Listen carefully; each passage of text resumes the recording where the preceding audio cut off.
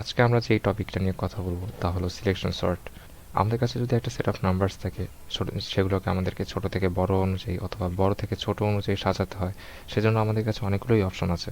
তার মধ্যে অন্যতম সিম্পলেস্ট একটা অ্যালগোরিদম হলো সিলেকশন সর্ট। সিলেকশন বলতে কি বোঝানো হচ্ছে, আমরা কাকে সিলেক্ট করব? এটা দিয়ে বোঝানো হচ্ছে আমরা ওই সেট অফ নাম্বারস থেকে সব থেকে স্মলেস্ট যেই এলিমেন্ট, সেই স্মলেস্ট এলিমেন্টটাকে আমরা সিলেক্ট করব। প্রত্যেকবার এই স্মলেস্ট এলিমেন্টটাকে নিয়ে আমরা সামনে এনে বসাবো। এরপরে আমাদের যেই অ্যারেটা থাকবে সেটা সর্ট হয়ে যাবে। যদি এরকম প্রয়োজন হয় বড় থেকে ছোট আকারে সাজাতে, তখন আমরা স্মলেস্টের বদলে লার্জেস্ট এলিমেন্টটাকে সবার সামনে এনে বসাবো। এভাবে করে সিলেকশন সর্টটা কাজ করে। একটা এক্সাম্পল দেখা যাক। ধরুন আমাদের কাছে কিছু বক্স আছে। এই 5টা বক্স এক একটার এক এক রকম সাইজ। এখন আমাদেরকে এগুলোকে ছোট থেকে বড় ক্রমে সাজাতে হবে। তো আপাতত এগুলো সবাই আনসর্টেড আকারে আছে, অর্থাৎ এলোমেলোভাবে।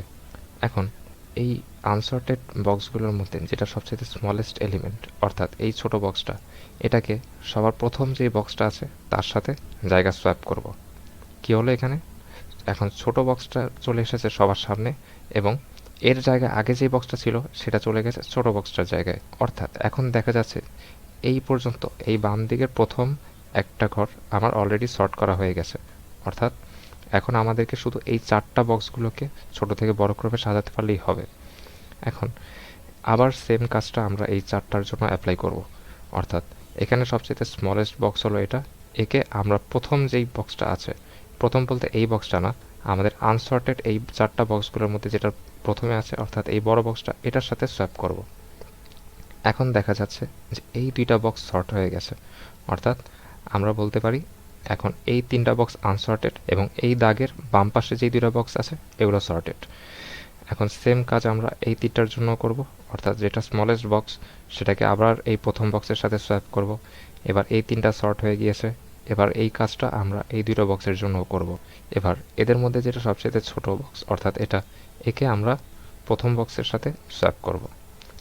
এবার দেখতে পাবো যে এই 4টা বক্স সর্টেড অবস্থায় আছে, কিন্তু বাকি যে একটা বক্স বেঁচে আছে এটাকে কি করতে হবে? আমরা সিলেকশন সর্টের মধ্যে কি করেছি, 5টা বক্স ছিল, এখান থেকে যেটা সবচেয়ে ছোট বক্স সেটাকে সবার সামনে এনেছি। এভাবে করতে করতে যেটা সবচেয়ে ছোট, তারপর যেটা দ্বিতীয় ছোট, তারপর যেটা তৃতীয় ছোট, সেটাকে এক এক করে সামনে আনতে আনতে যেটা লাস্ট বাকি থাকবে সেটাই অবশ্যই সবচেয়ে বড় বক্স।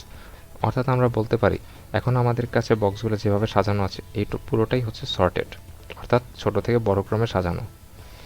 এখন চলুন আরেকটা এক্সাম্পলের মাধ্যমে দেখা যাক। এখানে আমার কাছে 5টা নাম্বার দেওয়া আছে, এগুলো আনসর্টেড অবস্থায় আছে। এবার এদেরকেও সর্ট করতে হবে। তো সর্ট করার জন্য আমরা প্রথমে কি করব? প্রথমে আমরা এই 5টার মধ্যে যেটা সবচেয়ে ছোট, অর্থাৎ 5, একে আমরা সবার সামনে নিয়ে আসব। অর্থাৎ 5 চলে যাবে 40-এর জায়গায় এবং 40 চলে যাবে 5-এর জায়গায়। তো দেখা যাক প্রথম 5-এর পরে কি হয়। প্রথম 5-এর পরে এই 5 চলে এসেছে 40-এর জায়গায় এবং 40টা 5-এর জায়গায়। অর্থাৎ এই দাগের বাম পাশের একটি এলিমেন্ট সর্ট করা হয়ে গেছে। এবার আমাকে এই দাগের ডান পাশের 4টা নাম্বারের জন্য সিলেকশন সর্ট অ্যাপ্লাই করতে হবে। এখন এই 4টার মধ্যে সবচেয়ে ছোট হচ্ছে 10। এখন 10কে আমি কার সাথে সোয়াপ করব? সোয়াপ করার জন্য আমরা ইউজ করতাম এই দাগের ডান পাশে যেটা প্রথমে থাকবে সেটার সাথে। 10 অলরেডি সেই জায়গাতেই আছে, তো আমরা 10কে 10-এর জায়গাতেই রাখবো। এখন আমরা দেখতে পাচ্ছি বাম পাশ থেকে 2টা নাম্বার সর্ট করা হয়ে গিয়েছে। এবার আমাকে এই দাগের ডান পাশের যে 3টা নাম্বার, এদের জন্য সিলেকশন সর্ট অ্যাপ্লাই করতে হবে। এখন এই 3টার মধ্যে সবচেয়ে ছোট নাম্বার হচ্ছে 20। এবার 20কে আমরা আনবো 40-এর জায়গায় এবং 40কে আনবো 20-এর জায়গায়। থার্ড পাসে যখন আমরা যাচ্ছি তখন দেখতে পাচ্ছি এই 20 চলে এসেছে 40-এর ঘরে এবং 40 20-এর ঘরে। অর্থাৎ এই 3টা নাম্বার 5, 10, 20 আমার অলরেডি সর্টেড। এখন শুধুমাত্র এই দাগের ডান পাশে যেই 2টা নাম্বার আছে এদের মধ্যে সিলেকশন সর্ট অ্যাপ্লাই করব। এখন এই 2টা নাম্বারের মধ্যে সবচেয়ে ছোট হচ্ছে 30। তো এই 30কে আমরা ফোর্থ পাসে গিয়ে 40-এর জায়গায় নিয়ে আসবো এবং 40কে 30-এর জায়গায় নিয়ে আসবো। এখন দেখতে পাচ্ছি এই প্রথম 4টা নাম্বার সর্টেড হয়ে গিয়েছে। আমরা আগের এক্সাম্পলে দেখেছিলাম সবার শেষে যে এলিমেন্টটা বেঁচে থাকবে সেটা সবার থেকে বড় হবে, কারণ আমরা প্রতিবার বেছে বেছে সবচেয়ে ছোট নাম্বারগুলোকে সামনে নিয়ে আসছি। এ কারণে যে এলিমেন্টটা বাকি থাকবে সেটাই সবার চেয়ে লার্জেস্ট এলিমেন্ট। তো আমরা বলতে পারি ফোর্থ পাসে গিয়ে আমার এই অ্যারেটা কমপ্লিটলি সর্টেড হয়ে গিয়েছে। এখন আমরা এর অ্যালগোরিদমটা দেখব। আমরা অলরেডি অ্যারের ইন্ডেক্সিং সম্পর্কে জানি, অর্থাৎ প্রথম এলিমেন্টটা অলওয়েজই হয় 0 নাম্বার ইন্ডেক্সে এবং আস্তে আস্তে এক এক করে ইনক্রিমেন্ট হয়।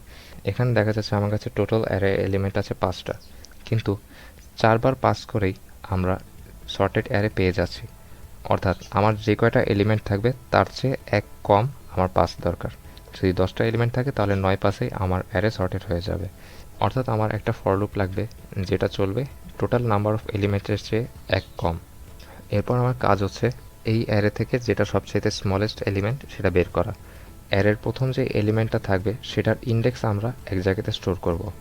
যেমন এখানে একটা মেইন ভ্যারিয়েবলের মধ্যে আমরা আইকে স্টোর করে রেখেছি, অর্থাৎ যখন এটা প্রথমবার চলবে তখন এই মিন ভ্যালুতে আছে 0। অর্থাৎ এই লুপটা চলার সময় আমি প্রথমে ডিক্লেয়ার করে দিচ্ছি 40 হচ্ছে সবার চেয়ে ছোট এলিমেন্ট। এরপর 40-এর পরে যে কয়টা এলিমেন্ট আছে সবগুলোকে এর সাথে কম্পেয়ার করব। যদি দেখা যায় কোনো এলিমেন্ট 40-এর চেয়ে ছোট, তখন আমরা মিন ভ্যালুকে আপডেট করে দিব। এখন সেই কাজটা করার জন্য আমার আরেকটা লুপ দরকার, যেই লুপটা চলবে এই 40-এর পরবর্তী ইন্ডেক্স থেকে শেষ পর্যন্ত, এবং প্রত্যেকবার আমরা 40-এর সাথে এই নাম্বারগুলোকে কম্পেয়ার করব। যেটা সবচেয়ে ছোট সেটা একসময় মিন ভ্যারিয়েবলের মধ্যে চলে আসবে। সেভাবে করে আমরা দ্বিতীয় লুপটা ক্রিয়েট করলাম, যেটা চলবে i এর পরবর্তী ইন্ডেক্স থেকে শেষ পর্যন্ত। এবার আমরা প্রত্যেকবার 40-এর সাথে বাকি এলিমেন্টগুলোকে কম্পেয়ার করব। অ্যারে যে প্রথমে জে এর ভ্যালু হচ্ছে 1 এবং অ্যারে মিনের ভ্যালু ছিল 0। তো অ্যারে 0 পজিশনে আছে 40 এবং অ্যারে যে পজিশনে আছে 10। তো 10 অবশ্যই 40-এর চেয়ে ছোট। এখন মিন ভ্যালুতে আমরা এই 10-এর ইন্ডেক্সটাকে দিয়ে দিচ্ছি, মিন ইকুয়াল টু জে। এভাবে করে প্রত্যেকবার আমরা কম্পেয়ার করব। যেমন এটা যদি আবার পরবর্তীবার চলে তখন জে এর ভ্যালু হবে 2। তখন array j less than array min. Array j মানে 2 নাম্বার পজিশনে কে আছে 5 এবং অ্যারে মিনে আছে 10। অ্যারে মিনে এখন 40 নেই, কারণ মিনিমাম ভ্যালুকে আমরা আগে আপডেট করে 1 বসিয়ে দিয়েছি। তো এখন 10-এর সাথে 5 কম্পেয়ার হবে। যেহেতু 10 আর 5-এর মধ্যে 5 সবার চেয়ে ছোট, তাই মিনিমাম ভ্যালুতে আমরা 5-এর ইন্ডেক্স অর্থাৎ 2 বসিয়ে দেব। এবার আমরা ওই মিনিমাম ভ্যালুর সাথে প্রথম ইন্ডেক্সে যে ছিল তাকে আমরা সোয়াপ করে দিব। তবে এখানে আরেকটা কন্ডিশন আছে, সেটা কি তা এখন দেখা যাক। এই লুপটা যখন প্রথমবার চলল তখন 5 40-এর ঘরে চলে আসলো এবং 40 5-এর ঘরে চলে আসলো। প্রথম এলিমেন্টটা সর্ট হয়ে গিয়েছে। এরপর আমার i এর ভ্যালু আপডেট হয়ে নতুন i হয়ে যাবে 1।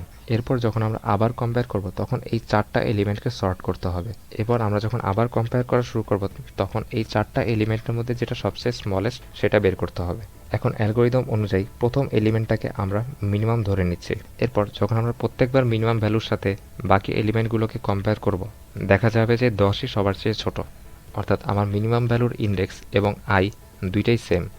যখন এরকম কোনো ঘটনা দেখা যাবে যে মিনিমাম ভ্যালুর ইন্ডেক্স এবং i একই পজিশনে আছে, দুইটার ভ্যালুই সেম, তখন আমরা সোয়াপ করব না, কারণ 10-এর সাথে তো 10কে সোয়াপ করার কোনো প্রয়োজন নেই। তো এজন্য আমরা এই কন্ডিশনটা ইউজ করেছি। এভাবে করে যখন এই লুপটা 4বার চলবে তখন আমরা একটা কমপ্লিট সর্টেড অ্যারে পেয়ে যাচ্ছি। এবার এই অ্যালগোরিদমটার ব্যাপারে কিছু জানা যাক। প্রথমত দেখি এর টাইম কমপ্লেক্সিটি কেমন। দেখা যাচ্ছে এখানে আমরা নেস্টেড লুপ ইউজ করেছি এবং বলা যায় প্রত্যেকটা লুপই টোটাল নাম্বার অফ এলিমেন্ট সংখ্যকবার চলেছে। তো এক্ষেত্রে আমার টাইম কমপ্লেক্সিটি হবে বিগ অফ n স্কোয়ার। এবং এখানে নতুন করে যে ভ্যারিয়েবলগুলো তৈরি করা হয়েছে যেমন মিন, এগুলো আমার টোটাল নাম্বার অফ এলিমেন্টসের উপর ডিপেন্ড করছে না। তো এই কারণে আমরা বলতে পারছি আমার স্পেস কমপ্লেক্সিটি বিগ অফ 1। এই ছিল সিলেকশন সর্ট অ্যালগোরিদম। তো আমরা দেখব কিভাবে কোডের মাধ্যমে অ্যালগোরিদমটাকে ইমপ্লিমেন্ট করা যায়।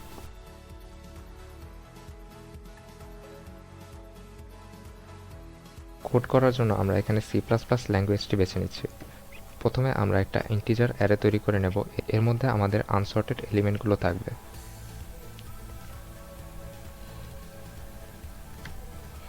এরপর আমরা আরেকটা ভ্যারিয়েবল নেব যার মধ্যে আমরা total number of element store করব।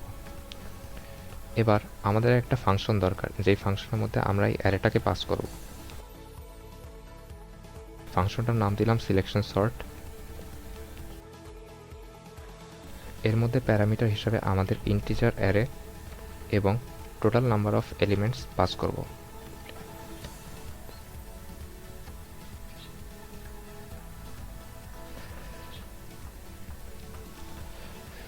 এবার এখান থেকে আমাদের সিলেকশন সর্ট ফাংশনটা রান করব। প্যারামিটার হিসাবে আমাদের অ্যারে এবং total number of elements pass করব।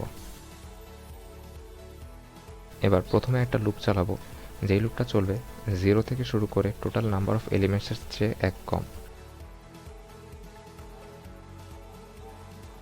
এবার মিন নামের একটা ইন্টিজারের মধ্যে আমরা প্রথম ইন্ডেক্সটাকে স্টোর করব। এই ভেরিয়েবলটার কাজ হচ্ছে টেম্পোরারিভাবে স্মলেস্ট এলিমেন্টের ইন্ডেক্সকে স্টোর করা।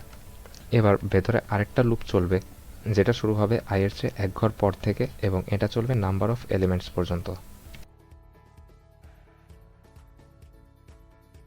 এবার আমরা প্রত্যেকটা এলিমেন্টের সাথে মিনিমাম ইন্ডেক্সের যেই ভ্যালুটা আছে তার সাথে কম্পেয়ার করব। যদি কোনো এলিমেন্ট আমাদের পূর্ববর্তী মিন ইন্ডেক্সের ভ্যালুর চেয়ে ছোট হয় তাহলে আমরা মিনকে আপডেট করে যে ভ্যালু বসিয়ে দেব। লুপটা চলার পরে আমাদের মিন ইন্ডেক্স আপডেট হতেও পারে নাও হতে পারে। তো এজন্য আমরা চেক করব আগে মিনের ভ্যালু ছিল i, এখনও যদি i থাকে তাহলে আমরা সোয়াপ করব না, আর যদি i না থাকে তাহলে সোয়াপ করব। অ্যারেটা সর্ট হয়েছে কিনা সেটা জানার জন্য আমরা অ্যারেটাকে একবার প্রিন্ট করব।